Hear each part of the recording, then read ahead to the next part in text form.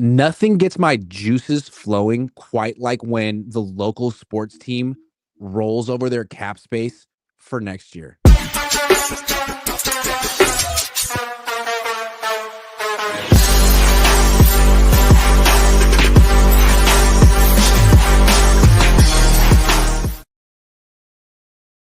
What's up? Welcome to Conor's Corner. He's down below. That's Conor Wayland, writer for SI.com. That's Ashley Aireonna up to the top right.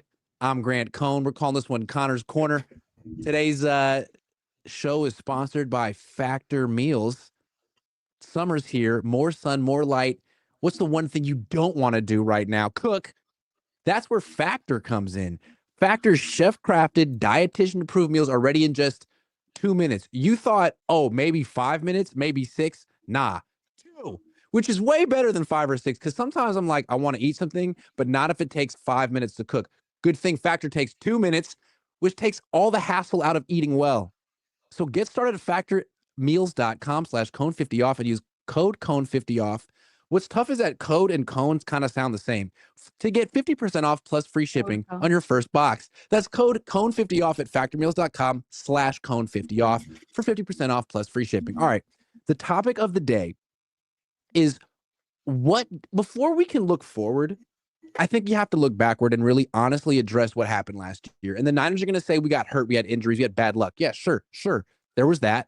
But there was also like a few incidents that made it seem that like they weren't quite as tight-knit as they had been in the past. So my question to you guys is, what damaged the most last season? Was it Brandon Ayuk wearing shorts?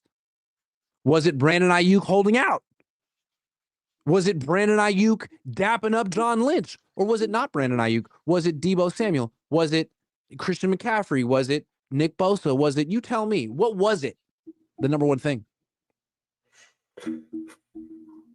Can I say that I think it actually started at the end of the previous year. I think where they fractured was when they lost the Super Bowl. There was a lot of distrust in each other because they had this super team. They had the best team that they'd ever had, and they made it all the way there, and it wasn't good enough. You had Christian McCaffrey fumbling. You had Trent Williams, who's one of a Hall of Fame left tackle, but he didn't play like it in that game. You had Brock Purdy not able to bring them back, and then you had Kyle Shanahan crumbling, with the game, the most important decision of the game. And going into last season, during the offseason, yes, there was all the Brandon Ayuk drama, but you heard Deebo Samuel talk about how they were depressed, how they felt like they didn't get a break before they were rushed back to camp. I feel like they just started the season.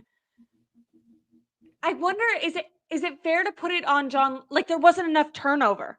They were like holding this grudge and like doom and gloom and resentment maybe for not winning the Super Bowl, and they brought that into last season. And this season there seems to be a lot of youth and turnover, but I feel like that should have happened last season. I understand. I think Jed York has been questioned about this when you guys were at the owners meeting, and he kind of talked about like the feeling the pressure to kind of keep the team together. Like, we just went to the Super Bowl, let's make another run for it. But I think the smart decision actually would have been to be honest with yourself and say, okay, well, that team wasn't good enough. We need to start that turnover process now, because then we'd be in a better place this year where the Niners are actually hosting the Super Bowl, and we wouldn't have just had this like collapse down year. I mean, I think you have a point here. You guys getting that echo too? Not really. I'm not getting an echo. Let me listen. Go ahead. Okay, yeah. I'll go for it. Oh, see, Todd sees it. He's got the echo. But I don't hear an echo. Okay. It's good now. Okay. I think it might be on Ashley's side. But anyway, back on topic. What damaged the 49ers most last season? I think there's 2 events that I kind of look at the most. I was at first thinking about this. I was thinking about Devondre Campbell and his. That's a big one. It was a big one, but my mindset kind of changed. Before that, though, right? There was some tension, but to me, that was like a big moment that kind of influenced a lot. but my opinions changed on that a little bit. I did see George Kittle recently. He was on the Bussin' with the Boys podcast, and they kind of spoke on that a little bit. And his kind of mindset was like, listen, man, the security kicked him out of the building, and after that, no one really talked about him again. So I've kind of gotten away from that. To me, there's two spots. It is, for starters, from a more like physical, having the team together standpoint, Christian McCaffrey getting overused and getting hurt again. To me, when that happened, kind of destroys everything that you have. It's an offensive player of the year. That guy had a touchdown after touchdown after touchdown. And when you lose that, it kind of dampens the entire offense, and you have to rely on guys that are not going as Christians. So that was one. The other one that I think was kind of more of a turmoil amongst the team itself was Debo smacking Tabor Pepper. That was a crazy moment that everyone was speaking about for a long time, and it was just like it was chaotic. I'm sorry, the echo's getting to me, bro. I'm sorry. I don't know where it's coming from. I don't know either. I heard the echo too, but I had myself muted while you were talking. Maybe it's from me. Who knows? But chat, we gotta love a little bit of scuff. You know, if you're not getting a little bit of scuff, it's not fun. You know, I'm glad we get some scuff in. Maybe it is Grant, because now I don't hear it. I thought it was me, but I muted myself when Connor was talking, and I still heard the echo. I like that Todd said Grant give me 20 push-ups to make up for it. All right, just for full disclosure, I had to download Mozilla Firefox because Chrome wasn't registering with my microphone today. So something's wrong with me. So hopefully I can, rise to the occasion today and meet the standard that Conor and Ashley continuously set forth on this medium. So look, look. Let me go. Let me try my best. Debo smacking the long snapper didn't help. And that was early in the season, by the way. But I think what's interesting is like the Niners put it all on Ayuk. They're like, man, like that was a circus in the offseason, and it took the focus off of football, and it kind of ruined the season before it started. I kind of disagree. I mean, maybe that was it, but I think I can't get over the fact that they were 4-4 at the bye week. And then they won after the bye. They were 5-4. So it's hard to blame something that happened in training camp. To me, that Tampa Bay game, those two, like Cowboys win, bye week, Tampa Bay game, I feel like that was the crossroads, like the turning point of the season. And I can't get over what Bosa did in those games at the end of them. End of the Dallas game, and then during the Tampa game, he made it like very political. After the Dallas game, he wore the hat and kind of like changed the focus of what was happening. And then in the Tampa game, he sacked Baker and then did the Trump dance, which is fine, but it just feels like I can only imagine certain players in the team that were like, nah, man, like no, like I don't like him, I don't like that, I don't want to be associated with that. And it felt like I'm not surprised that the team lost 7 of their last 8. It just feels like it was easy to sort of be like, you know what, this isn't really my team. I feel disenfranchised. I feel like the fact that went unchecked, that whole thing for a couple of weeks, I don't think it helped. And I really think that someone on the team, Fred Warner, Kyle Shanahan, John Lynch, needs to make sure that doesn't happen again last year. Politics don't help. I think that was a big one. It was a main story too. It's very weird that it went so unchecked by Kyle, John Lynch, anyone, because the media was asking about it. Other people were writing reports about it. There was tons of memes and jokes being written about it. And I can imagine if you're a player on the team, you're already suffering with injuries, you're already burnt out and tired from losing the Super Bowl last year. And then there's this additional element that now we're not even, when people are talking about the 49ers, the main focus isn't even football. I agree. It feels like an amalgamation of reasons piled up for a lot of people to kind of check out and them to almost want there was this feeling of they couldn't wait for the season to be over. Not like they couldn't wait. In previous seasons, they've had downslopes where they've gone on losing streaks, but it's felt like the energy was like, I can't wait to turn this around and make a run. And instead it didn't feel like that last year. What I will say on a positive note is everything we've heard from anyone who's gone on a podcast or been interviewed so far this offseason, it feels like they're starting to get they have a better mindset. Who knows, it's the offseason, so maybe it's easy to say that, but it's felt to me that they feel more focused, and hopefully they'll be Kyle or John or someone who says we're going to keep the main thing, and all the extra politics, antics with shorts or contracts, none of that's going to get in the way this year. They have such an easy schedule. It'd be a shame. You could argue that it went off the rails week 1. That like they had all that drama, right? Like Trent, Ayuk, all that crap in training camp, and then they win week 1, and not just by a little bit. Like they stomped the Jets, and they get to puff their chests out. And Christian McCaffrey didn't play, but Jordan Mason was great, and what a great story. But then it's all tainted afterward because Mason said that he knew he was going to start on Friday, and that's kind of like put into question the fact that the Niners said Christian McCaffrey was questionable, and fantasy football players were really upset. And it like every time the Niners had a positive moment last year, starting week 1, it seemed to be like tainted by something that didn't need to be there. They beat Dallas and Bosa taints it. They beat Tampa and Debo kind of taints it. Like hopefully they can go on a winning streak this year that's untainted by bullshit. How about that?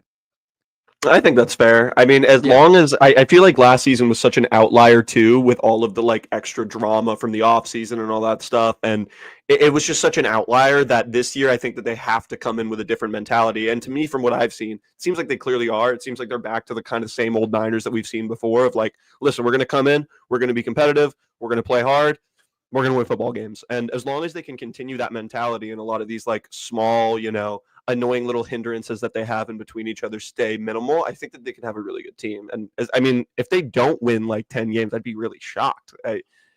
Who knows though, honestly, because maybe it's another year like last year. You never know. You never know in the NFL.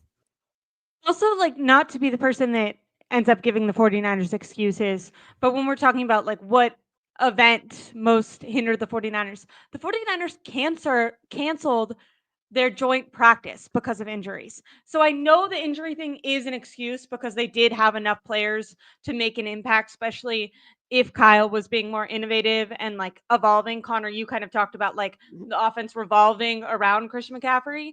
And I would hope that this year there's no Deebo Samuel. We know that Kyle has really struggled when he loses Deebo mid-game.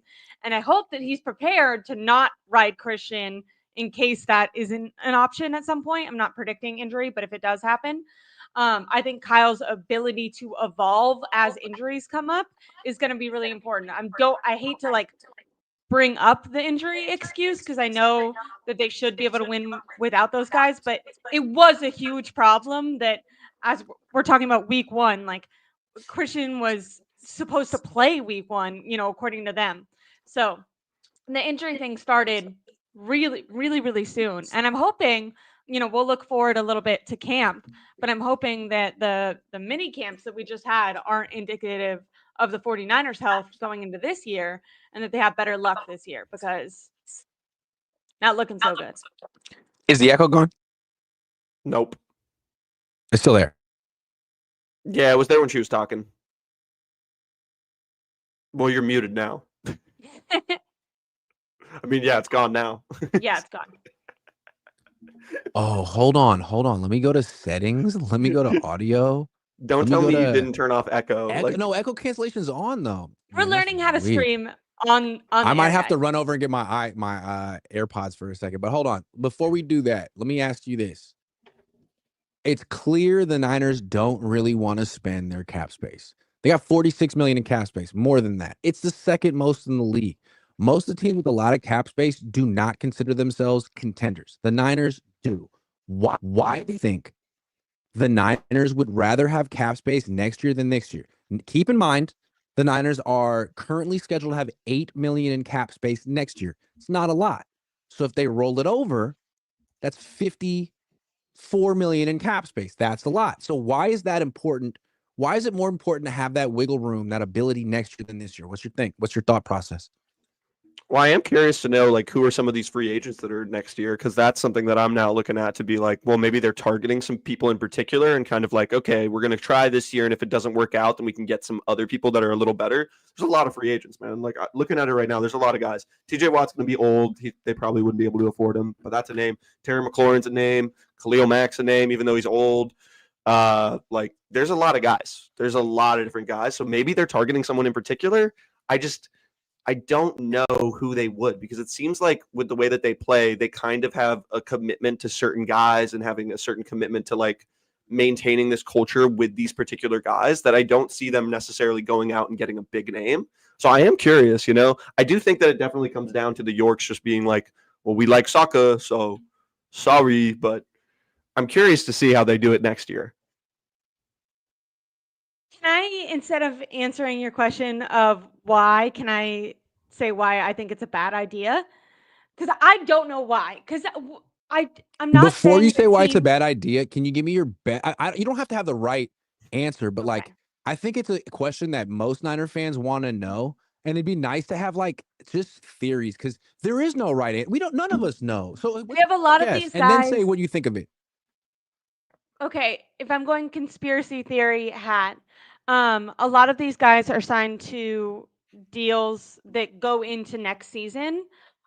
George Kittle, Chris McCaffrey, Trent Williams, so they could be trying to prepare themselves when we're spending a lot of money on these guys who are at the end of their contract and maybe not performing up to the level that we anticipated when we first, re-signed them. Maybe then we want to get someone who's going to like make up for the difference when they can't perform to the best of their ability. Also, I think Kyle and John Lynch's contract end at the end of not this season, but the end of next season. So maybe they want to stock up on cap space for their final quote unquote final season to kind of give them the best opportunity to make a run for it. And it can be like a make or break year. If you're Jed York, you probably don't want to fire Kyle now because you'd have to pay him his contract and pay another coach. But maybe the way you're saying you're letting it evolve is we're gonna let you play out your contract, and if you can win a Super Bowl or make a run for it, make a good case to stay, then we'll extend you at the end of your contract. But if not, we're just gonna let you go. So from Kyle and John's place, maybe it's smart to wait for their final year to make their like Super Bowl run, because that's the year that's like their contract year. Think about all these players who they play their best on the year that they need a contract. Maybe that's how they're saying it, but that's more conspiracy because you're forcing me to give an answer.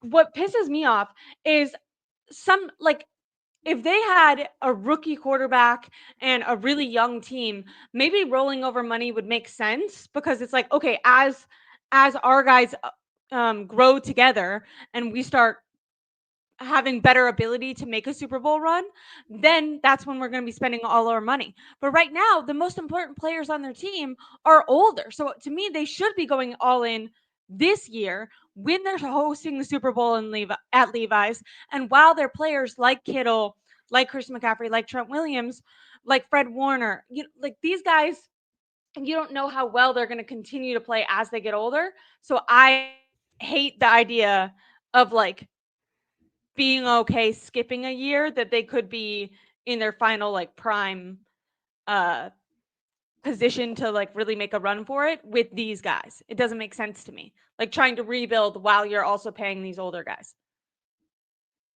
It feels to me like this is not something that Kyle or John want to do. I don't even know if it's something that Jed wants to do. It seems like something that's been ordered from the top from his parents. And I can't help but like remember what they did last year. I mean, it seemed like they were sold on making another run to the Super Bowl. So they spent all this money on Leonard Floyd and Malik Collins and Devondre Campbell and Isaac Yadam, like all these older, more expensive vets. And all it culminated in was 6 wins.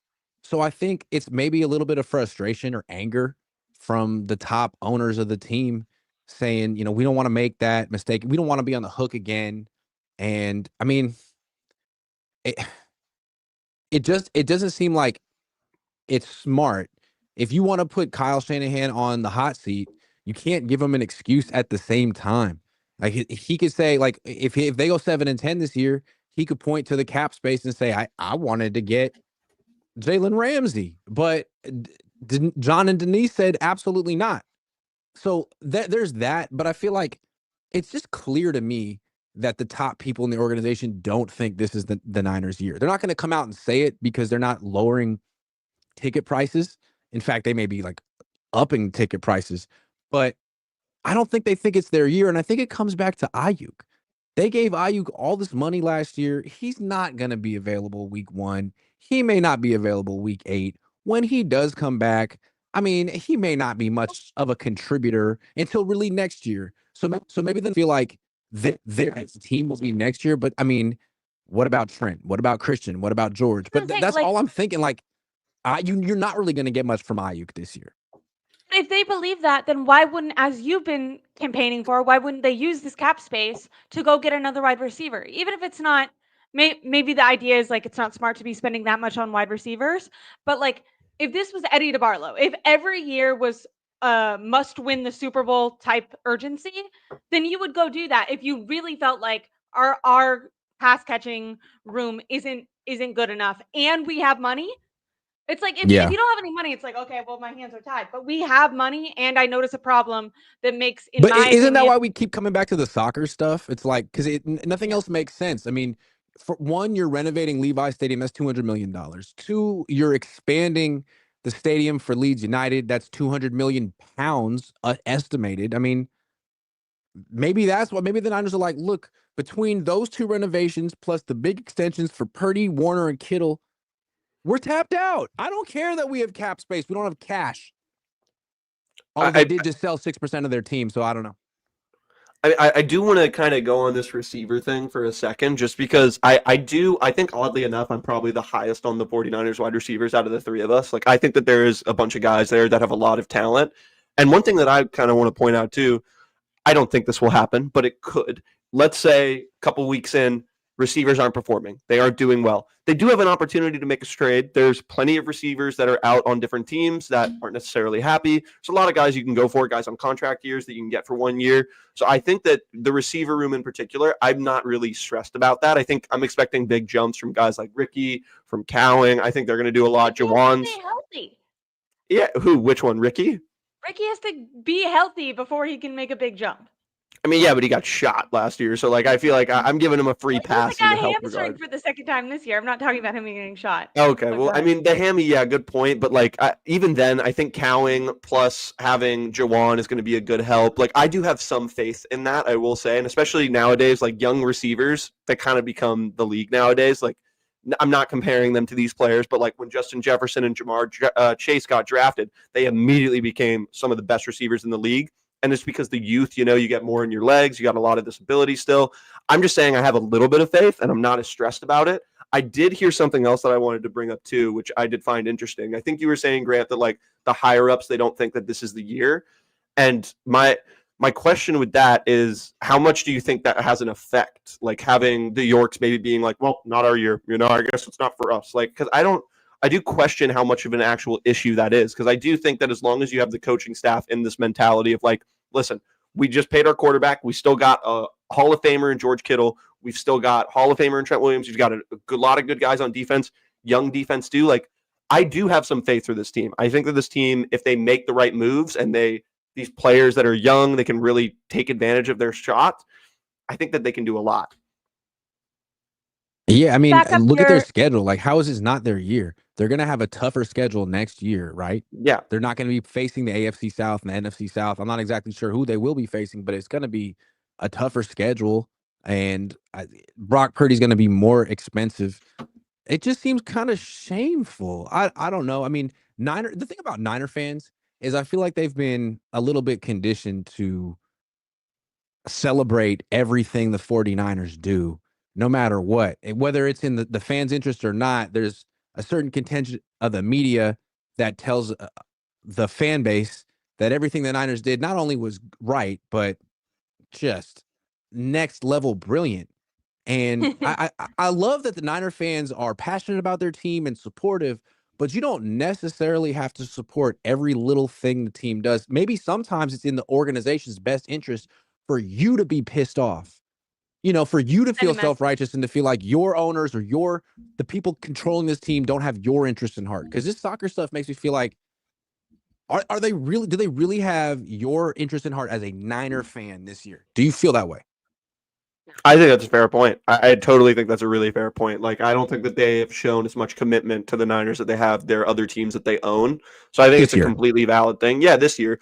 But at the end of the day, I do think that at the end of the day, they don't really have as much control in it as the actual guys that are laying the groundwork. Guys like John Lynch, guys like Shanahan, And as much as I don't love those two, I do think that they're going to still, nonetheless, whether the Yorks are being out of it a little more and they care more about soccer, I think that they're still going to give 110% and give it all they got.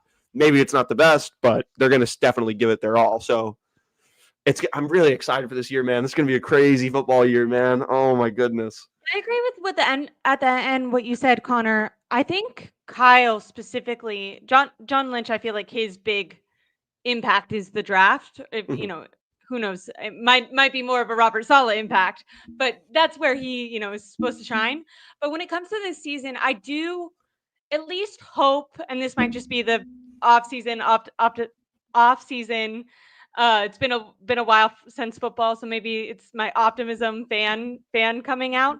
But I do think Kyle is going to want to prove that he can kind of bounce back this year. There was a lot of questions of his ability last year, of his stagnation when it came to losing Christian McCaffrey and Deebo Samuel. A lot of people outside of 49ers media, but like kind of nationwide media, when the national media, when they were talking about the 49ers, were talking about his system being figured out, him being not as innovative and as creative. I think there'll be, whether or not it works or not, I don't know. But I do think there'll be a fire under him to kind of prove, hey, this is my bounce back year. And he has a quarterback that they just signed and a really easy, schedule to show that. It's not like they're going against the Chiefs, Ravens, and Bills next year. So, I mean, he needs to show it this year too. For him to be able to take advantage of an easy system, it would be this one.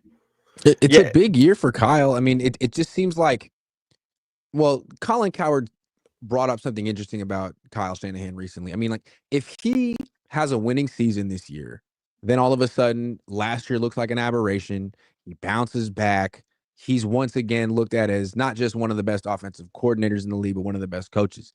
If he loses again this year, if he has an 8-9 season, heaven forbid, all of a sudden you're looking at a head coach with more losing seasons than winning seasons. It feels like a lot's at stake for him this year. Ashley, would you tell people what Colin Cowherd said about Kyle, what his take was? Yeah, basically they had like someone wrote in a question asking if the 49ers were going to have a bounce back season, and Colin Cowherd went on to ask, is Kyle Shanahan more responsible for the draft, or is John Lynch? And talked about how Kyle's dad had too much power. He referenced Andy Reid in Philadelphia having too much power before they let him go. He also referenced Pete Carroll in his final couple years in Seattle, and basically said, who chose Ricky Pearsall, who picked Jake Moody in the 3rd round, and are those things going to continue to come back and bite this organization under Kyle? And kind of, will he ever be able to win something, or will he be forever living that down until the Yorks decide to move off of him? Basically, he said, if the 49ers don't win at least 9 games, is that a fireable offense for Kyle? Being that this is the situation that, at least from Cowherd's opinion, he thinks he's chosen these players, he's chosen this situation, and kind of been given the ultimate power. So if he continues to lose, eventually that has to come back on his head. He was talking to John Middlecoff about it when he said that. But yeah. Now, once again, where I differ from Cowherd, and what I think Cowherd might not notice because he covers multiple teams in sports, is I don't think the Yorks will fire Kyle after next year, because he has 2 more years on their contract. And I think we've seen this year the Yorks are being very cheap when it comes to football. So I think no matter what, Kyle's going to be given until the end of his contract, which is the end of 27. But I do think, unlike previously where York has been, giving them contracts extensions 3 years too early, I think this is these next 2 seasons are you better prove it or you've run your course. It's interesting what Cowherd said about, who made these picks, because, Cowherd works at Fox. Lynch worked at Fox. I don't know I that didn't Lynch is realize talking to this. him, but I just feel like Cowherd might be predisposed to see things from Lynch's perspective. I feel like I am too. I respect Lynch. And I think it's a fair point. Who made these picks? Because we know that, well, this last year was a very Robert Saleh defense heavy draft, right? Yeah. We know that. And we'll see how it works out. From 2021 to 2024, there were some incredibly awful picks. Just awful. So let's go through them. Trey Lance. Wait, really quickly. While we go through these, something else that they said, he said that coaches make picks where they feel like there's a roster spot open, we need to fill it now. Where GMs make picks for guys that are going to develop over the next 1 to 3 years because they're looking at longevity. So while we're looking at these picks, let's also keep that in mind too for what we think maybe they're assuming are Kyle picks. These are 7 picks that were made in the first 3 rounds of the last 4 drafts that I would have to say are Kyle picks. Maybe I'm wrong. You guys tell me if you think you disagree. Trey Lance. Yeah, you're right. That's a Shanahan.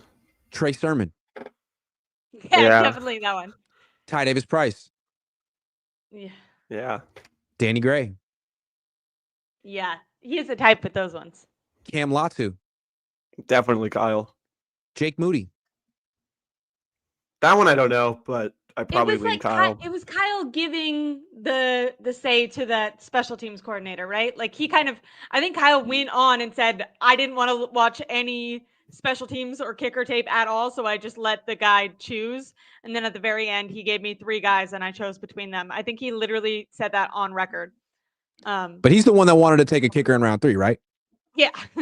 Okay. And then last one, Ricky Pearsall. That's Kyle. And we don't know that Ricky Pearsall is a bust, but those are 7 picks right there that Kyle is responsible for. Probably 6 of them are awful. So it's fair to say, like, man, yeah, if you have another losing season, maybe it's not fire Kyle, the head coach. Maybe it's fire Kyle, the general manager. And maybe they already did that. Maybe that's what this last draft was all about. Like, Kyle, you can make a pick at the end of round 4. We trust you with that one. And then immediately, by the way, he chose a wide receiver instead of like a trench element. Right? When you look at the first 5 defensive picks, it's not like they went flashy cornerback first. They were like, okay, we need to invest in the trenches. We need to get the big guys that are gonna protect, get to the quarterback. And then finally you have an offensive pick, and everyone's thinking, okay, this is gonna be a guy who's gonna protect Brock Purdy. We've been going safe and smart all draft, and then it's just immediately. I see people in the chat saying sense. Kyle didn't want Trey Lance. Kyle wanted to trade up. Kyle wanted a quarterback. If he had taken Mac Jones, would have been a bad pick. If he had taken Justin Fields, it would have been a bad pick. So that was a Kyle Shanahan production. Did he take the wrong quarterback? Yeah, I guess. I mean, they're all the wrong quarterback. God, it is kind of funny looking back too at the fact that he did kind of want Mac Jones, and then now years later, Mac Jones is on the team as the backup. That is really goddamn funny. You got what you wanted. Yeah, you got what you wanted, but you did have to get Trey Lance first, and then you got him. With that though, I hate to bring up the Trey Lance thing, but since you addressed it, when it comes to firing Kyle the GM, it shows a lack of planning, right? And so they clearly weren't in a position where their team was going to be handing over the reins to a rookie who was learning and developing. So Kyle, the coach, maybe is good at scheming up plays and whatever, but Kyle the GM is bad at planning on what his team is going to, and anticipating what his team is going to need each year and how that's going to evolve with everyone. So I think that even if we bring up, it doesn't matter which quarterback he chose right there, they should have gone and got a veteran if you're thinking about what was best for that team at that point. And being said they didn't, it feels like Kyle, the GM, his pulse is not on what they actually needed. Because I think the locker room would have abandoned any of the rookies. I don't think that was a Trey specific thing. Why are you laughing? I'm laughing because Mr. Operation Joe just Arch-Panic. yeah, that made me laugh. I also did want to say, bro, Rick, am I chopped liver, bro? Like what? Like my God. David Kendall Jr. says Kyle sucks. His plays are no good after McDaniels left. Brock is not the quarterback of the future, and the Niners need to start over with both positions. I mean, I kind of get it because I don't love Brock, so I do kind of get it. But at the same time, I do want to give Brock a chance to like prove himself on this big deal. But They also just signed him to a contract, so you might not think he's the future, but oh, they think he is. Oh yeah, Yeah. big time. But I just want to see what he does this year, and then it's like, all right, now it's solidified. David Kendall Jr. says, I liked BA at first, but now he's just bad juju for the team. Get rid of him as well and take the cap hit. Are you There's a lot saying of fans- is David going for like they should pull the Dame Lillard and just like waive him? Is that what he's saying, or try and trade him? That's where I'm concerned. Because if you just want to waive him, that's like don't do that. That's a bad idea. But like, I get a trade. I do understand a trade because he has had a lot of bad juju. I mean, you've been posting about his little YouTube comments and stuff like that, which have been pretty These were entertaining. insane. I feel like I was they need loving him to it. balance out the Paula team, though. Without Brent, the team might be campaigning for. I'm just saying. You need some balance, right? Yeah, you do need some balance. It's the yin and yang. I don't know. My Balzac Ertz says Ashley low key a baddie. Low key. Wait, by the way, my Balzac, dude. High-key. There you go. That's fair too. But like, that's literally been my fantasy football name every year. Is my Balzac Ertz. Oh, for real? Like, I'm bravo. Beautiful name. Beautiful name.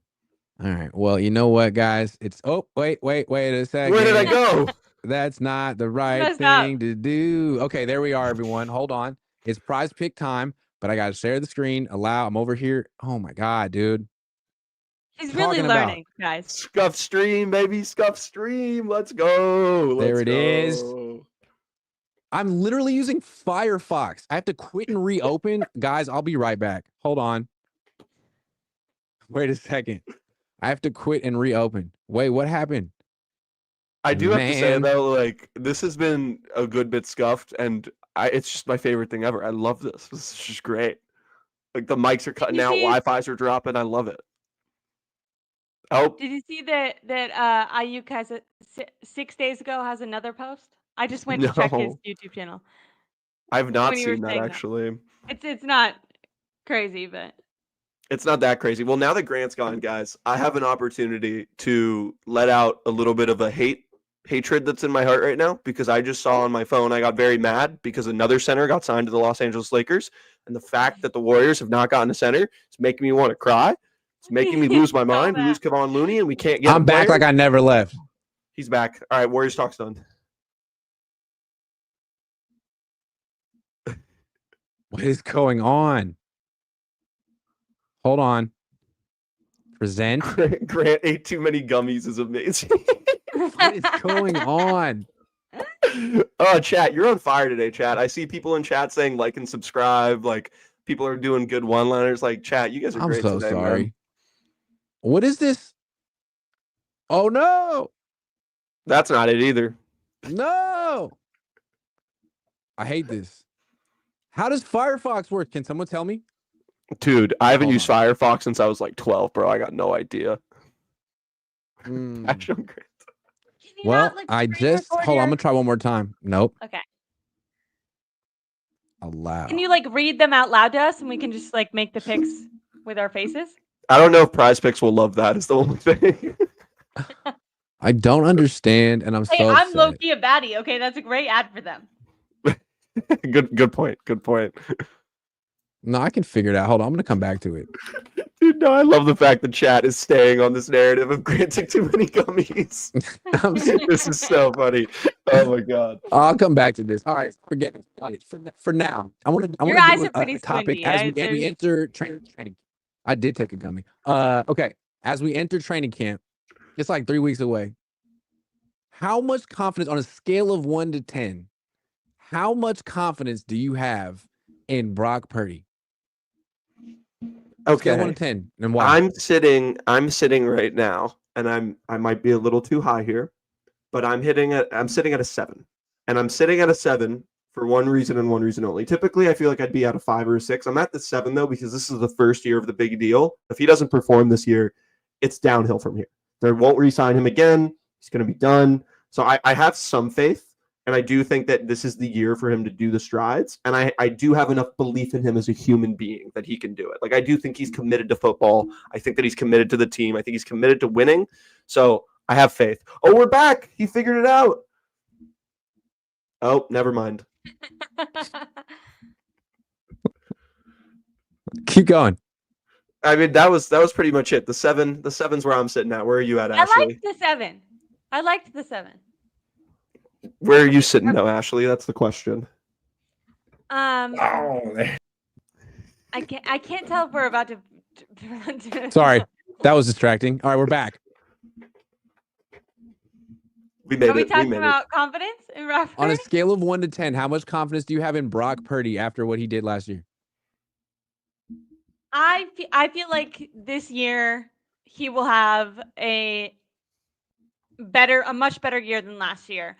I think that with Kyle, as I said, I think Kyle is more on a mission to evolve, and I think Brock kind of goes how Kyle goes. I think he's a product of the system. I think when guys are healthy, when Kyle's scheming up good plays, he can execute them pretty well.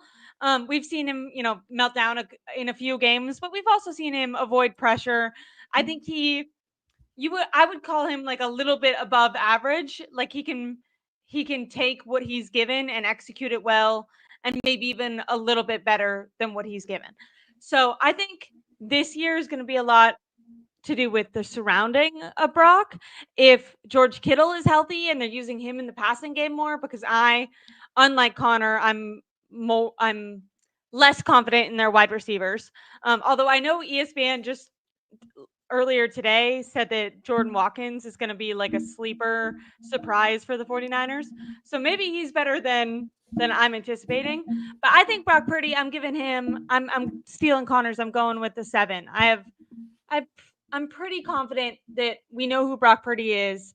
If Christian McCaffrey goes down and Kyle sucks, I don't think Brock is going to overcome it. But I think if the team around him is decent, even if Christian McCaffrey goes down, if Kyle can be creative and maybe that new running back that they just got at Oregon, maybe he's more of an Elijah Mitchell type guy, then I can see Kyle working with that. And I can see Brock executing pretty well, especially going against bad teams. So I think they'll have a winning record. So you guys both went 7? 7? Yeah. Yeah, okay, 7 seems like a good number. I mean, 6, there we go. Going with a 6. I'll go 8. I'll go 8 because I want to be different. It's not because I like Brock Purdy less than you two. I just think that the Niners are putting him in a tough spot. That offensive line is worse than last year, and he got hurt twice last year. Banks is gone. They're trying to do what they did. Like, they lost McGlinchey, they replaced him with his backup in McKivitz. They lost Alex Mack, they replaced him with his backup in Jake Brendel. They think they're going to do that again in Ben Bartch. We'll see. I just feel like he's in a tough spot. He's not in the same situation he was in 2 years ago, and that set the bar so high for him. And I don't think that was necessarily a true reflection of what he is. Like, he's a good quarterback, but he's not as good. He's not like MVP candidate good. And I think that he's in a tough spot this year. Unless Kyle Shanahan is deeply, deeply in his bag, then we could have another, like, quote unquote disappointing season from Brock. I think that's fair too. I'm rooting for him because I'm a big Niner fan. Okay, how much confidence do you guys have in George Kittle this year? Coming off one of the best seasons of his career, just got an extension, will turn 32 in October. Okay, I'm like, okay, go. I'm super confident in George Kittle this year. I'm obviously terrified saying that and want to literally knock on wood because injuries to me are the only thing that could be holding him back. Last year, he was healthy for the majority of the year, and I think that made a huge impact when we say that last year was one of his best years. But we've only seen him get better with Purdy since Purdy has taken over. And when we talk about his health, I think maybe there is something to the transfer from Jimmy Garoppolo to Brock Purdy. Maybe that has to do with why Kittle has been healthier. He talked about busting with the boys this year. He had a full offseason to really work on his rehab, his smaller muscles, really get into peak physical form. He wasn't like recovering from anything, so he got the whole offseason just to train and put his body in the most optimal position. Hopefully he's not overtraining or anything, but I think he's pretty smart with that. I think with the addition of Luke Farrell, who caught, I think, 4 balls in every out of 7 years in Jacksonville or something. They just went and signed a tight end, so I think he's going to be more in the blocking game, and that we're going to see Kittle. This is an evolution from my answer earlier with Brock Purdy, but I think we're going to see Kittle in the passing game more. We saw last year in the red zone, they started targeting Kittle a little bit more, and it worked out well for them. I hope that Kyle wakes up to that and that they use him in the passing game, and he's going to be a 9 out of 10 this year. I have a ton of confidence in Kittle. I think he could be their number one player, especially if Chris McCaffrey isn't the every down running back he was when they first got him, which hopefully he's not. I completely agree. I think George Kittle is the best tight end in the league. It's not really close anymore, I feel like. I think he's number one, and that's how it is. And he is one of like 2 players to me that no matter what, I will always have 100% faith in. It's him and it's Fred Warner.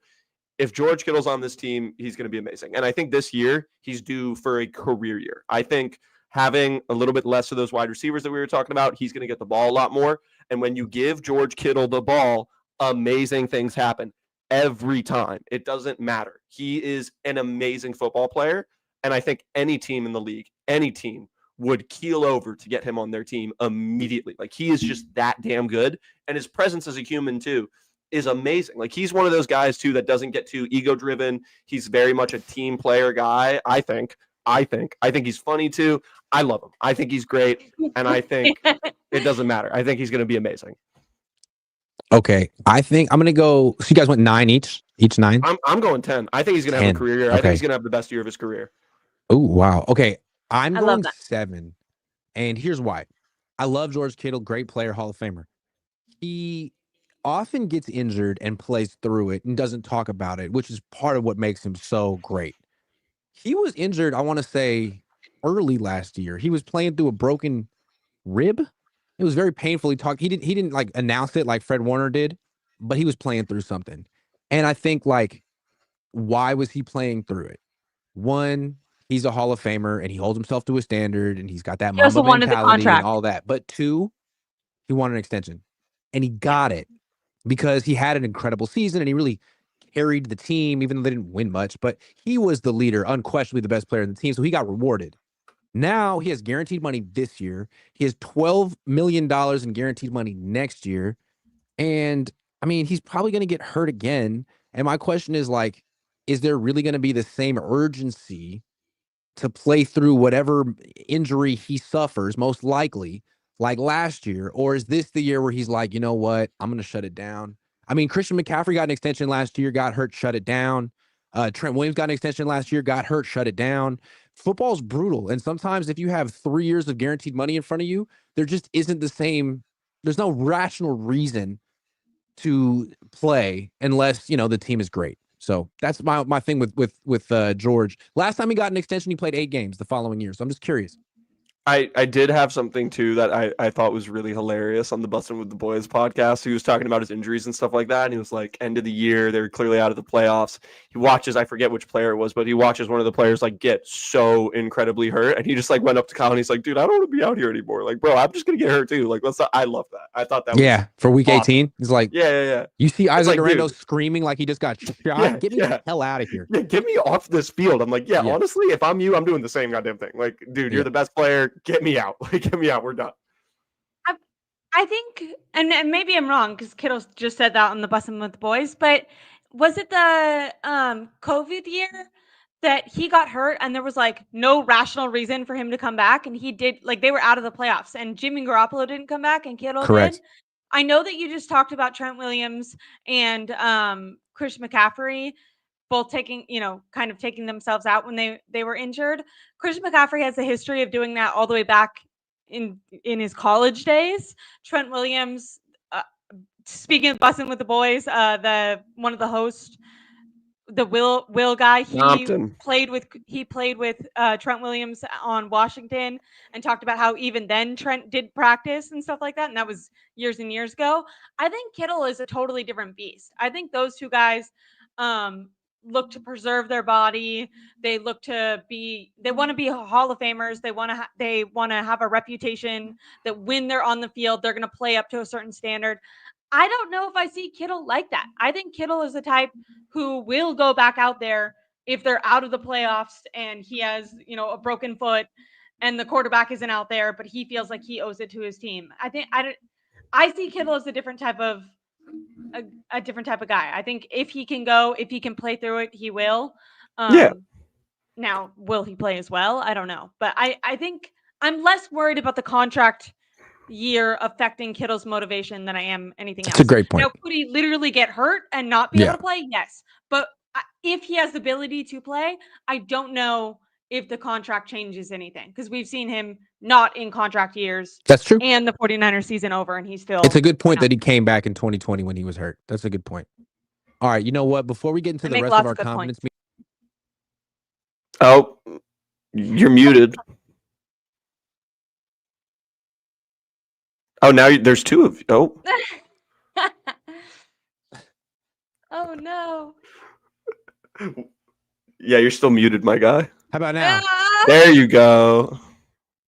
So I got the Google Chrome open and the Firefox open at the same time. He's dual wielding browsers. Oh my God. I couldn't figure out how to share my screen with the Firefox. Anyway, Firefox, great technology. Love it. So guys, prize picks. We got week 1. We got Philly and Dallas. This game should be Philly and Niners, in my opinion. Who gives a damn about Dallas? But we got Dallas. Dak Prescott, 241.5 passing yards. Week 1 against Vic Fangio. He's got George Pickens in the mix. What do you think? More or less? Less. Yeah, I'm standing on less too. Why? Dak could be a prolific passer every other year. You know what?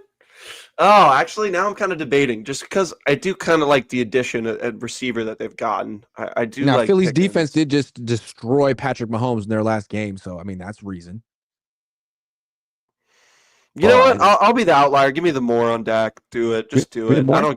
Yeah, give me the more. Yeah, I know Ashley wants the less, and I don't blame you, but I just gotta. I don't know. CD plus George. I don't know. I feel like he could throw for a lot of yards and a loss. You know what I mean? Yeah. He could, because Philly's going to definitely drive points up, I would think. I think it's going to be a high-scoring game. Ashley's adamant, though. She's saying less. I'm good with taking the less. Okay. I'll survive. If Ashley is that adamant, okay, fine. How about this one? Jalen Hurts, 215.5 passing yards against Dallas. Passing solely? Just passing. I almost want to say less to that, too. Yeah, they're going to run the football a lot. Yeah. All right. If both of you guys feel that, what about rushing yards? Saquon Barkley, 96.5, more or less. That's a lot. I want to. Do you want to say over, Connor, or do you? I don't know. It's a lot. It's a lot, but more or less. Give me the more. Give me the more. It's Saquon Barkley, baby. It's week 1. Yeah. Okay. What about AJ Brown? My thing is, it's week 1. Are you really gonna burn a guy out?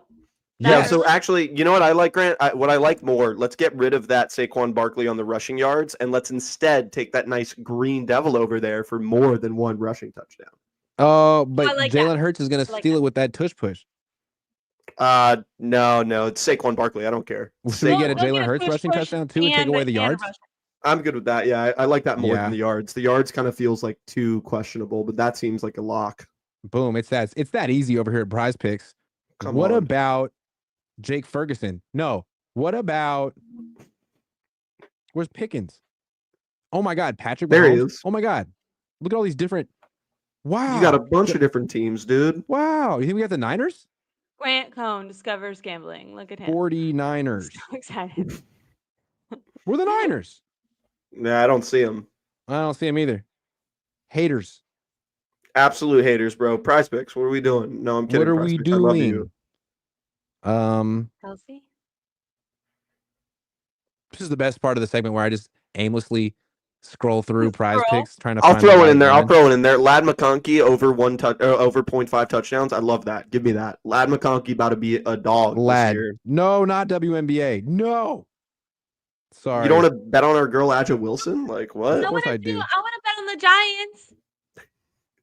Oh yeah.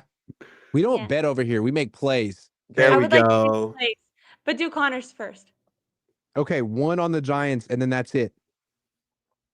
Okay, I want to do the Jung-Hoo guy because everyone's down on him, and I want to project confidence. He's gonna come back. You're gonna project confidence on Jung-Hoo Lee. I like it. Okay. Do you think he'll get a hit today? Yes. Yes. Connor, not even one hit. Guys, he's 3 for 32 in his last 32 at bats. He got 3 hits yesterday. Oh, okay. Never mind. He's 6 for like. He was really good to start the year. He just got. He was going through something. He's coming back. We'll lock for Jung-Hoo. He's gonna get a hit today. We're gonna hold on. We're gonna make the picks. We're gonna finalize the lineup. We're gonna flex the play, and then you download the Prize Picks app. Use promo code COHN. Play 5, win 50 instantly on your first play. Okay. How much confidence do you guys have in Nick Bosa entering 2025? He was hurt for a lot of last year, played through a lot of it, missed a couple of games. It was both obliques. Still a really good player statistically. How do you guys feel? I think he needs to be better, right? Like he had that not one. He had a great rookie year, but then he had that defensive player of the year year. And he hasn't lived up to it since then. I want to say with Robert Saleh back and all the defensive players that they went and got, then maybe he's actually able to really flourish and shine. Now, we might not see it right away because a lot of these guys are young and who knows how long it takes them to really develop. But when they're all in a flow, it might let Nick Bosa do what he does best, which is just rush to the quarterback, and everyone else can really work on containing the quarterback and getting the running back and the stuff that Bosa does less well, let's say. Because I feel like people get really mad when you say that Bosa does something poorly. But the stopping the run thing is not his strength. So if there's other people that are worried about that, then maybe he can get to the quarterback more. Yeah, I think he's going to have a good year this year. I think having this like young D line is going to help him out a lot of like kind of being the leader. And then I think at certain points throughout the year, we're going to have like kind of a shift of people are going to really start caring about him a lot and putting a lot of attention on him and making sure he doesn't get home to the quarterback. But then these young guys are going to start stepping up throughout the year, and then they're going to have to work more on the young guys, and then Nick is going to have more chance to kind of do his thing. I don't think it's going to be an amazing season. I think he's going to have a good year. Like, do I think he's going to be a lock all-pro player? No, but like I think he's going to have a good season. I'd be surprised if he doesn't.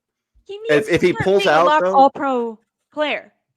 Like for how much they paid him, it is like very disappointing for him to not be like a top 3 defensive player in the league, I think. Well, my only issue with that is that there's just like so many guys that are just like so good that it's going to be kind of hard for him to be that. Like you got Max Crosby, you got TJ Watt, you got Myles Garrett. Those are 3 guys. Because those guys are like Hall of Fame talents to me. Like those guys are amazing. And I just like to compare him to them is what you should do because that's what he's getting paid. But like I just don't personally think he is that, honestly. I agree with what you're saying, but I want him to be better. So yeah, that's fair. I would think that this year is a year for him to actually make that impact if he wants to continue to be in that category. So I think this year went downhill. Yeah. I think a big reason he's struggled the last few years, not struggled, but his like his production has dipped is because when he was the defensive player of the year, he had Charles Omenihu right next to him. And Charles Omenihu's a very good interior rusher. Better than Eric Armstead. Not quite as good as DeForest, but definitely someone that teams had to account for. He's been gone. The Niners, they had Javon Hargrave, who never really made much of an impact for them. They had Malik Collins, who was invisible. And I feel like for the last couple of years, Bosa's been really kind of working on his own. He hasn't really gotten much help from any other defensive lineman or his defensive coordinators in any way. I mean, not to just make excuses, but I feel like this year, if Michael Williams is good, he can play in the interior play next to Bosa the way that Charles Menahue did, if Robert Saleh can like scheme up some pressure so it's not all about Nick Bosa beating a double team and there's actually pressure coming from somewhere else. Like, I think Saleh can make Bosa's life easier. I think Mykel Williams can make Bosa's life easier. And if those two guys are really playing and performing well and Bosa doesn't rise to the occasion, then it's got to be something with him. So I think he's going to be set up for more success this year than he has been the last two. Yeah, 100%. I completely agree. You know what we need to see from Bosa? This is my moment to get the jersey out. We need to see him be more like an athlete. Like my guy, found this for $20 at the thrift store, by the way. My guy, Bo Jackson. Bo. Oh, I love that. Bo leave, baby. Love Bo that. leave. Which thrift store, by the way? Which thrift store are we talking? Buffalo Exchange? It was some place in Berkeley. I forget what it's called. Out of the Closet? I think it's called like 2nd Street or something like that. Or okay. I forget what it is. But like they had this thing for $20. I was like, give me that. You stole that. I did, honestly. Like that felt like robbery. Which, by the way, Chat, I am gonna try and make this a new thing. Oh yeah. I'm gonna give. It's so interesting, right? Because when we're talking about our confidence in these players, I feel like each of us has ended up mentioning someone else that's kind of dependent on our confidence. So when I talked about Brock, I said Kyle, and Grant, you just when we talked about Bosa, you said, well, Robert Saleh. So I want to give Bosa an 8, but it's my confidence is Bosa is more like a 6-7. And this isn't that Bosa is bad, but that Bosa will be great is more like a 6. But when I add my confidence in Robert Saleh in that, it bumps it up to an 8. Does that make sense? I would give a 9 for Bosa just because of the situation, but I am a little concerned about injuries with him, given what happened last year and given the way his older brother's career has unfolded. So I'm still always kind of worried with Bosa and the injuries. But I got another guy, one more player. This guy's very important, guys. Heading into 2025, on a scale of 1 to 10, how much confidence would you say you have in Jake Moody? Can I go negative, bro? Like, is that a thing? Can I go to like -1? Is that really? You don't believe in him? He was just hurt last year. What are you talking about? Dude, great point, honestly. You know what? It's a 10. I love Jake. Dude, been a big Jake Moody. No, of course it's not a goddamn 10. No, I don't have confidence in Jake Moody. I don't think -4? that he is. I think like a 1 is probably. You know what? Actually, okay. I'll be nice to Jake. I'll give him like a 4 because he does have a good leg. 4? Okay. Yeah, I'll give him a 4. He's got a good leg, but like he needs to be good this year or he is off this team midseason. Like if he's not good this year, he's done and his career is over. And for his sake and his family's sake, I hope he's able to kick the ball well. For his family's sake. Yeah, wow. Just do it for the family. Come on. Wow. It's like, how much confidence do we have in his therapist? There needs to be an on the sideline. Grant, who's the guy that had an on the sideline psychiatric guy? JJ McCarthy. Did I tell you guys that they went to the same school? Maybe they're the same therapist. Did I tell you that Jake Moody changed his whole kicking motion? Why did he do that? Because all they do is say his kicking is so good. His kicking, it's just mental. It's just mental. His kicking is so good. Why did he change his whole kicking motion? Then I don't know. I just feel like if you're about to wash out of the NFL, that's something you try. Like, you know what? Before everyone writes me off, let me try something way different. See what happens. It's just like I'm trying to think of it in like comparison to like another sport. It's like if a baseball pitcher decided to change their form like midseason. It's like, no, don't do that, please. Like, let's not. But sometimes it works, I guess. But and it's awkward. I've never seen anyone do anything like it. Like he'll take his steps, and then usually like the kicker will take like 5 steps back and 3 steps to the left, and they kind of just 1 step forward and they're ready. He takes the steps back, he goes to the left, then he'll take like a big step back and then a big step forward, and then he'll take these like mini steps back together. It looks like a guy who's lost it, man. It's like, what about I'm just so confused because isn't it like the classic 3 back, 2 to the left? Yeah, but then when he gets to that spot, he like widens his stance really far and then creeps it back together. I don't understand what mental cues he's trying to trigger. I guess he talked about it with the coach, but you'll see it and it doesn't inspire a lot of confidence unless he just starts making all the kicks, which I don't know. He needs to not be on a team. God, you know what would be so fun? How funny would it be if, like, this season he just becomes like Vinatieri? He's just like a god. Like, what happens if suddenly Jake Moody's like a G? Then Like, Ashley needs to "Alright, it's yours." apologize to everyone on this show if that's happened. Not me. I've been, Jake, I I've have been a 10 out of 10 confidence in you, man. Never wavered. Okay, I mean, I know Jake's last watching. On a scale of 1 to 10, what is your confidence in Kyle Shanahan? You guys know Kyle Shanahan. He's been the head coach of your favorite team for almost a decade. You guys have changed a lot. I don't know that he has changed much, but he's sure aged a lot. This is a big year for him. If he has a losing season, he officially has more losing seasons than winning seasons. Something is at stake for this man. Almost all of his hair is gray. What do you think? How much confidence do you have in Kyle in 2025? 9. I think I believe Kyle is one of those guys who's not consistently good. I'm not saying he's going to win the Super Bowl, but everyone's doubting him. The pressure's actually on him. I think he's going to have a little bit of an evolution with his offense this year. He's not going to have Debo as his backup plan. I hope that he's not relying on Christian McCaffrey. I think when he has his hands tied behind him is kind of when Kyle performs the best. When people are doubting him, he's going against a lot of bad teams. I think he feels like he's better than a lot of these coaches that he's going against this year. I think that they're going to do well this year. It's such a tough question because what I want to do is I want to be similar to Ashley and I want to give him like an 8 because as much as Kyle, acts like he doesn't hear things from the media and acts like he doesn't hear people saying he's on the hot seat, he's aware. He knows. So I think that he's going to come in with this mentality and he's going to be pretty good. Then I start to waver because then I think about big moments.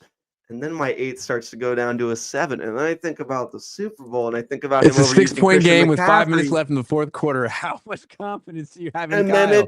Then it drops a little more, and now I'm kind of sitting at a 6. That's kind of where I'm at. I want to give him an 8. I really do. But I'm just kind of sitting at a 6 after a lot of these things have happened in the past. And it's like, you've burned me once, you burned me twice. Am I going to keep letting you burn me and think you're really good? Like, I just can't do it anymore. So I think I'm going to sit at a 6. I think he's going to have one of his better years this year, though. I'll give him that, but I just can't give him too much more. Well, that's I want clarification. I'm asking a question to the host.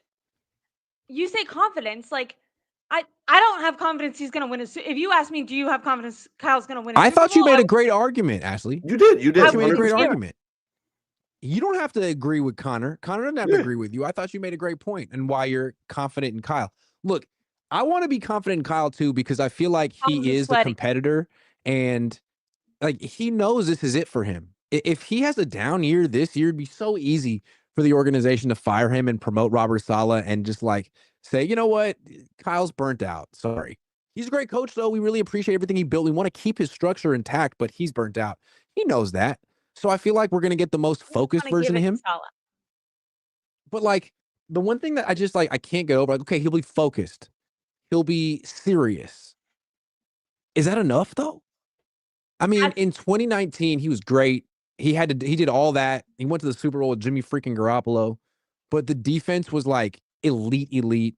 He had young Debo Samuel. He had prime Raheem Mostert. He had Mike McDaniel. Like he really had the league, confused.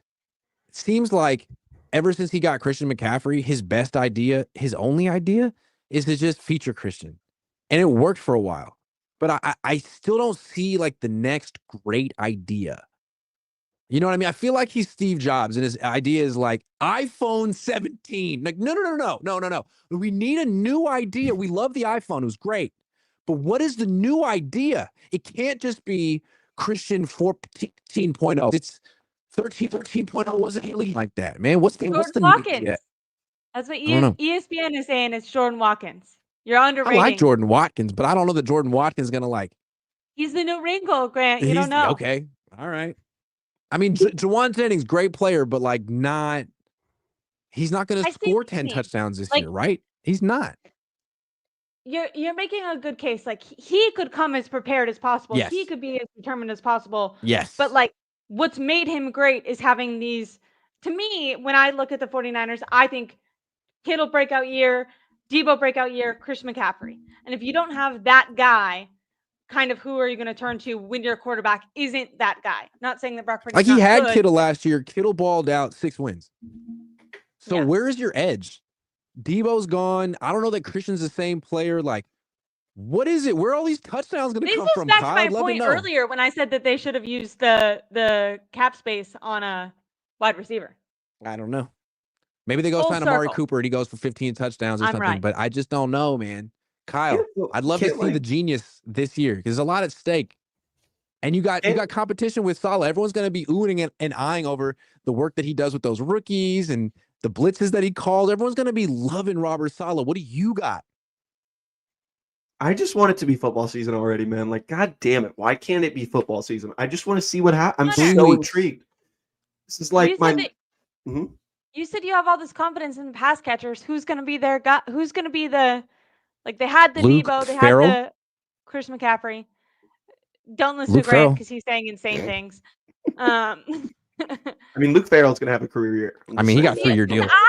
Because I said, that's my worries. When I look at this team, where I think the weakness is the pass catcher, is the offense talent. But you said to start this that you actually believe a little bit more in the pass catchers. Mm-hmm. Who do you think will be Kyle's kind of like wrinkle that takes the year by the it's gonna be Christian, man. We're sitting here being like, I wonder what Kyle's gonna do this year. We know what Kyle's gonna do this year. Give the ball to Christian too much. That's horrible. And that's my problem. That's why I can't give Kyle a 9 because deep down I feel like he's gonna mess it up with Christian again because I don't think he's had a really good idea in years. That's my hot take with Kyle. I don't think he's remember when Robert Saleh said he wanted to be 2 years ahead of offenses? I don't think Kyle's ahead of defenses anymore, man. I think they caught up to him. Just Christian is the. But to answer your question, Ashley, I do think Watkins. That's a name. I think obviously I have some faith in Jacob Cowing.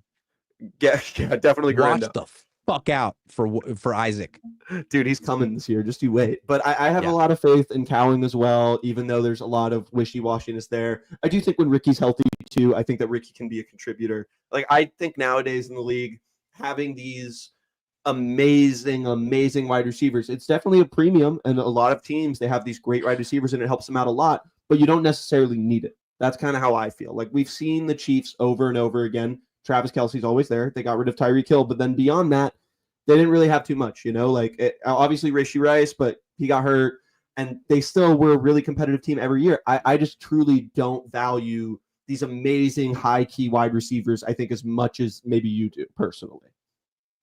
All right, let's take some super chats before it's time to leave. My Balzac Ertz says, Grant, I would like to invite you to a round of golf at Pebble, August 25th. Big fan of you.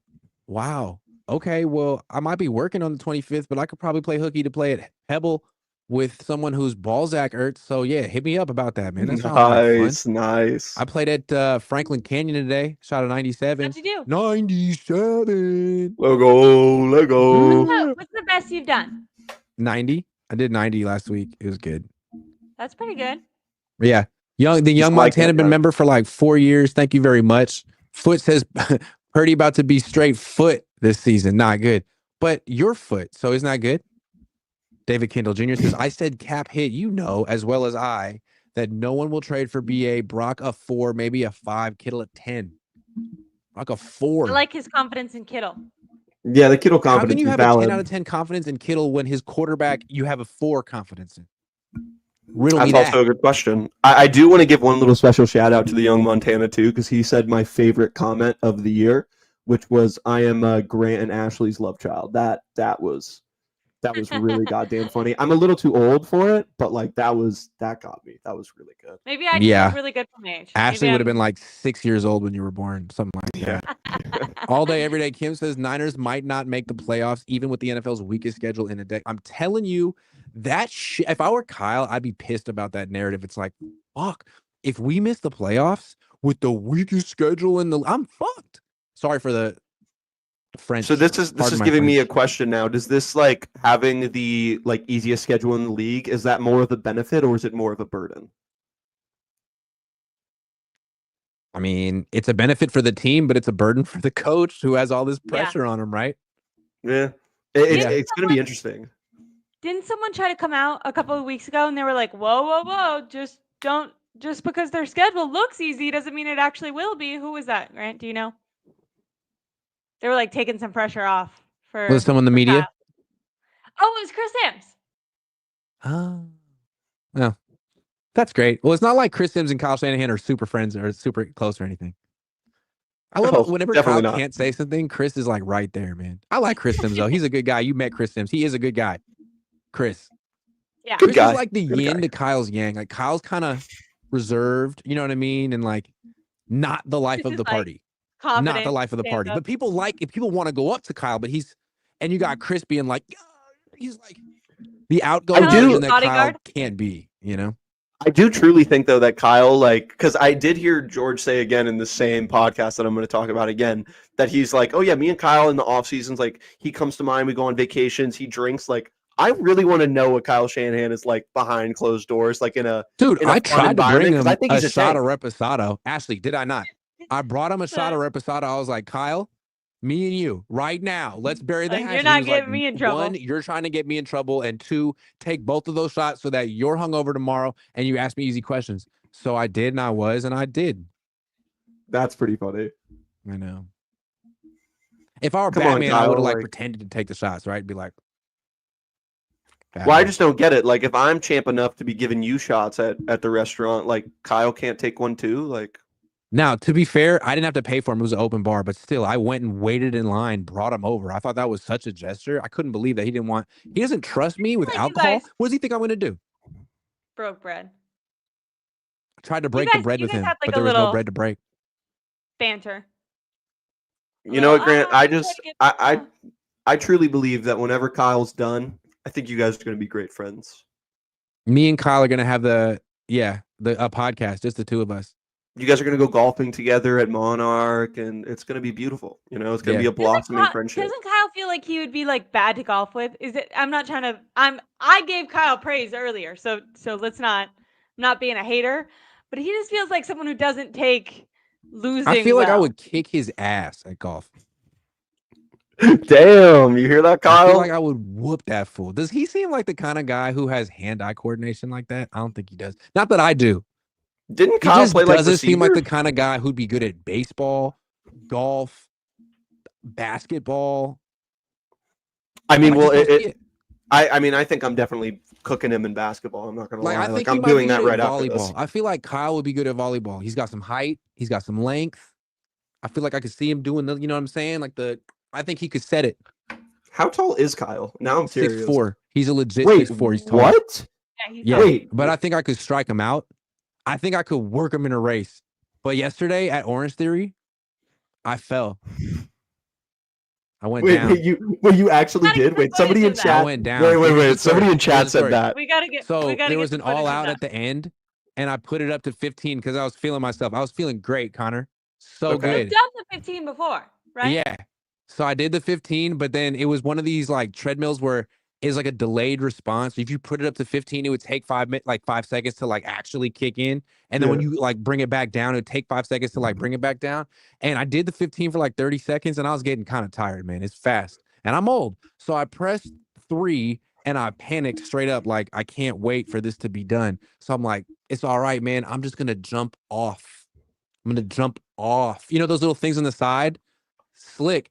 So I jumped off and I caught something and I went down on my left side. So like, hold on. There's there. And then like my hand, this is so embarrassing. And like you go down and it's not like falling on the ground. The thing is moving and it's like, oh. It's like throwing across the room, and the coach came and picked me up and grabbed me, and you have so much adrenaline going and like so much embarrassment because everyone's like looking at you, and you're like, yeah, I'm that 37-year-old asshole who went a little too fast on the thing and like went down. Everyone's like, dude, like, can you not fucking do that? Like, we're just trying to have a normal day. So it was rough, you know, but I finished my workout. You did it though. See, like that's called grit, bro. And here's grit the thing. Right there. It's not the first time I've fallen on Orange Theory. I also fell on the rower. So I've fallen on the two things you could fall off of. I thought this was the first time thing. Like, I feel like no one noticed the Ashley rower was is like, fun. no, you want to have the rower like more on your hamstrings than like under. I was like, okay, cool.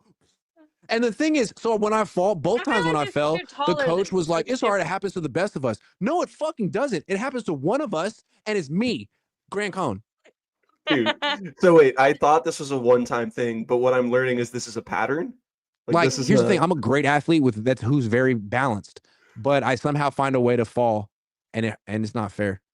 You know Sorry. what? That's rough, man. I do feel bad for you on that one. That's a tough one to have. But at least you got some good scars. I've And had you some can big totally falls in my lie life. about it. I've had some epic falls. When I was 18, I was at UCLA, and my friends had longboards. I'd never been into longboarding before. I'm from the Bay, but people from LA are into longboard. So we took the longboards and we went to Santa Monica. There is a long, like like more like a roller skating path from Santa Monica on the beach to Venice. Have you seen this? It's a few miles. It's really I think beautiful. so. Yeah. So we I've walked on longboard the whole thing miles, and I'm feeling myself like I can do this. Great.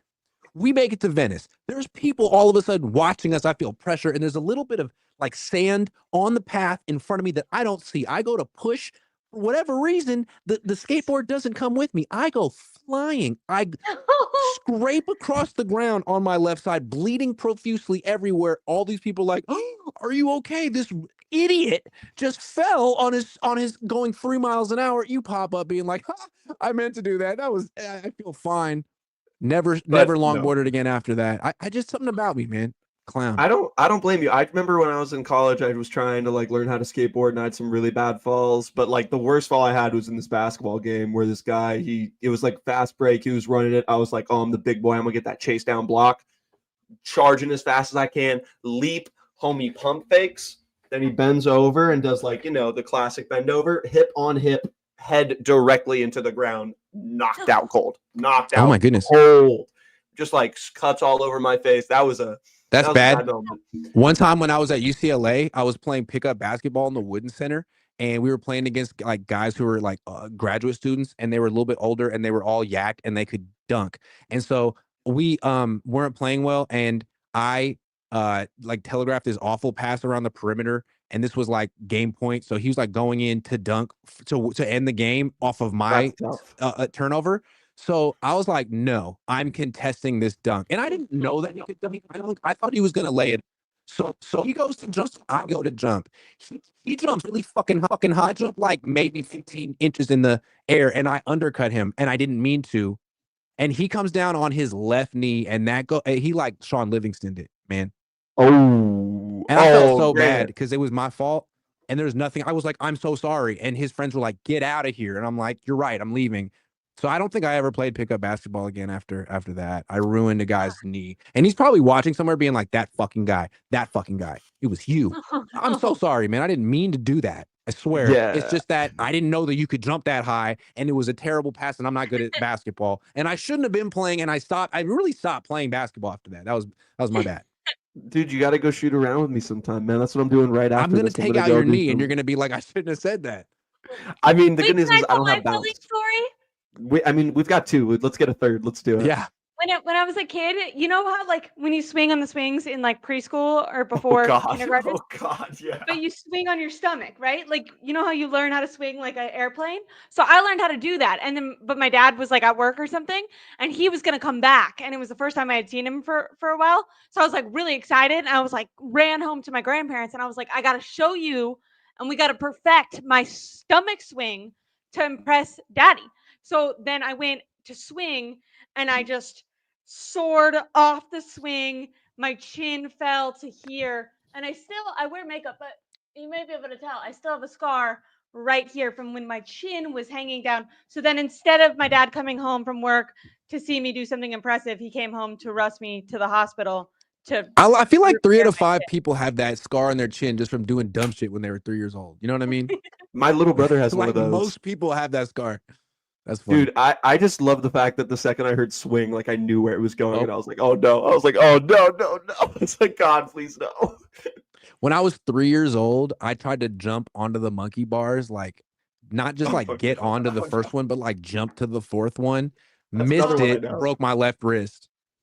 When I was 14, I was playing Little League baseball, and I took I thought I was the shit. I was fast. So I took a lead off of third base. The pitcher was a lefty, so he just backed me in the stretch, and I was fucking with him. I'm like, "What are you gonna do, man?" I took like a 15-foot lead just to be a prick. So what he should have done was step out, turn me, and run with the ball, because either way I go, I'm screwed at that point. But we were 14, so he steps off and throws to third base like he's trying to pick me off. I run home, slide, break my wrist for the second time. Missed the whole season, still voted an all-star because I was that good at baseball. 2002. True story. Okay, when I was in 4th grade, I learned how to do backflips off the side of the pool. And one time I didn't quite get enough room, and I smacked my nose on the side of the pool. And thank God I was like 90 pounds. I didn't get brain damage, but like really like nose first on the side of the pool. Never did another backflip after that.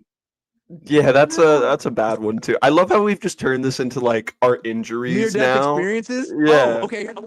When I was 13, I tried to go to like outside Sacramento, like off 505, place called Arbuckle, for you're stupid. Sorry, Thanksgiving and Easter. This was Easter, and what we would do 2 things. We would shoot shotguns, skeet shooting, but this is not where the trouble came in. The other thing we would do is ride ATVs. You know what I'm saying? 4-wheelers. Oh God.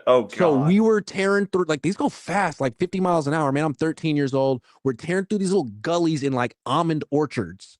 And I like hit a bump going fast, and I go over the handlebars. And the thing goes over me. I could have died, but I didn't. So I'm juiced off that. Super juiced.